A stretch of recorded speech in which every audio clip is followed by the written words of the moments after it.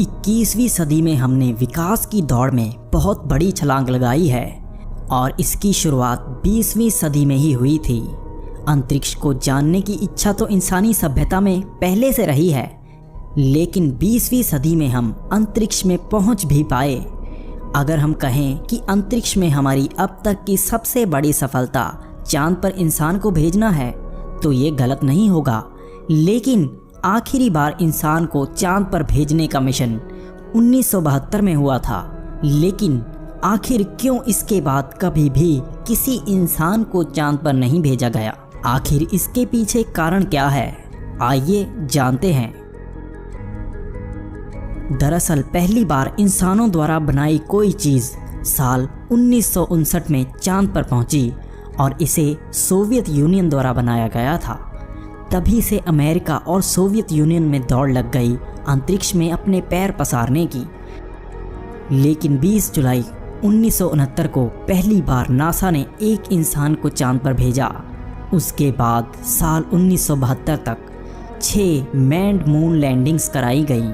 लेकिन इसके बाद अब तक कभी भी दोबारा इंसान को चांद पर नहीं भेजा गया। लगभग 46 साल पहले आखिरी बार इंसान को चांद पर भेजा गया था, जिसमें जो स्मार्ट कंप्यूटर लगा था उससे ज़्यादा शक्तिशाली कंप्यूटर तो अब आपके हाथ में ही है, यानी कि आपका मोबाइल। उस वक्त जो तस्वीरें सतह पर ली गई वो भी हाई क्वालिटी की नहीं थी, तो अब दोबारा क्यों किसी इंसान को चांद पर नहीं भेजा जाता? दरअसल इस पर भी कई कॉन्स्पिरेसी थ्योरी सामने आ रही हैं। यूएफओ साइटिंग विशेषज्ञ इयोन स्टीवंस का मानना है कि चांद पर उन्नत सभ्यता निवास करती है और इसी बात को छिपाने के लिए दोबारा कभी चांद पर कोई इंसानी यान नहीं भेजा गया। स्टीवंस का मानना है कि ये उन्नत सभ्यता चांद के बिना रोशनी वाले हिस्से में रहती है और वहाँ से हम पर नज़र रखती है। नासा ने उनके साथ संपर्क बना लिया था, इसीलिए हम सबसे छिपाने के लिए दोबारा मैन्ड मून लैंडिंग नहीं की गई। पूर्व नासा कर्मचारी डोना हेयर का कहना है कि ये सच है कि चांद पर बिना रोशनी वाली जगह पर एलियन सभ्यता बसती है। इस बात को नासा द्वारा ही छिपाया जा रहा है। इस मुद्दे पर नासा के कर्मचारियों को भी बात नहीं करने दी जाती। उनका कहना था कि आखिरी मैन्ड मून लैंडिंग के समय अंतरिक्ष यात्रियों के पास 3 उड़न तस्तरियां भी आई थीं, जिसकी फुटेज को बाद में मिटा दिया गया। डोना हेयर की इस इंटरव्यू से हर तरफ हड़बड़ी मच गई। जबकि एक और कॉन्स्पिरेसी थ्योरी के अनुसार चांद पर कभी किसी इंसान ने पैर रखा ही नहीं।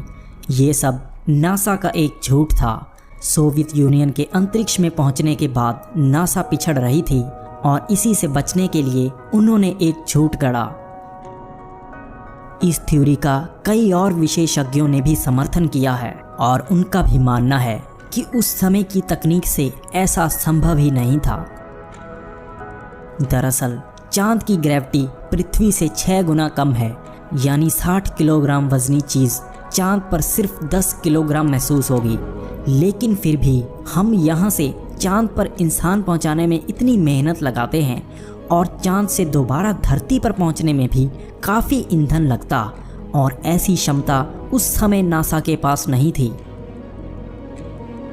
जबकि तीसरी थ्योरी के अनुसार आज के समय में ऐसा संभव भी नहीं है, क्योंकि अगर उस समय के मून मिशन का बजट आज के समय में देखें तो 120 बिलियन डॉलर बनता है। उस समय स्पेस की दौड़ में नासा को आगे निकलना था, उसी सहयोग से उस समय ऐसा संभव हो पाया। जबकि अब नासा का सालाना बजट 20 बिलियन डॉलर है और आज वो नंबर 1 पर है, तो अब उसे बाहरी सहयोग मिलना भी मुश्किल है।